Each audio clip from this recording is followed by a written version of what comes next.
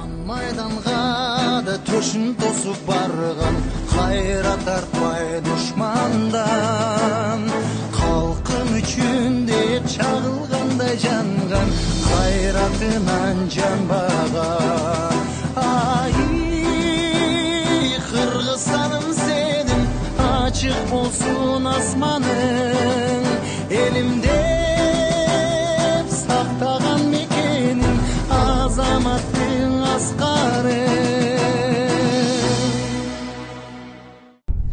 Assalamu alaikum урматтуу мекендештер. Биз деген зыяраттарыбызды буйруса улантып атабыз. Азырда Көктерек айылынын тургундарына келдик. Бул жакта 13 кожолук, 13 үй бүлө бар экен.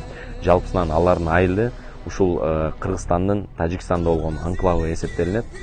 Толугу менен тегерек чети бүт Тажикстан мамлекети менен курчалган. Ошондуктан согуш болгон учурда алар келип туруп ушул бүт 17 үйдү тең күйгүз салган экен.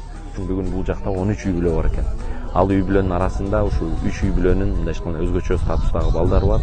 Аларга 25 000 сомдон, калган 10 үй бүлөгө биз 20 000 сомдон Чикаго ынтымагы жана биздин классташтар жамаатынын атынан тапшырабыз. Аллах таалам ушул кылган чоң бир жакшылыкты иншалла кабыл кылсын. Баары чогуу мекенибиз менен, эл жерибиз менен тынчтык ниетинде алардын ийгилиги ушул бактылуу жашоосунда иншалла ушул багытта бир дуа кылып туралы. Мамлекет тарабынан буйруса үй бүлөлөрүн кайра оңдоп беребиз деген убадалар берилиптир, бирок эми үйсүз калды, мал мүлксүз калды.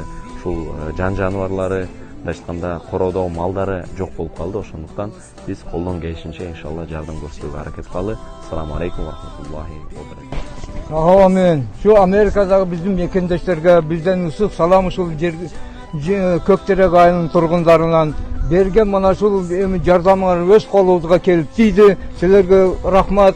Силерге Алла Таала кең пейил берсин, кетпе төрөсү берсин, бекем ыйман, бекем ынтымак берсин. Кыргыз элибиз мындан кийин мындай эмелерге туш келбесин.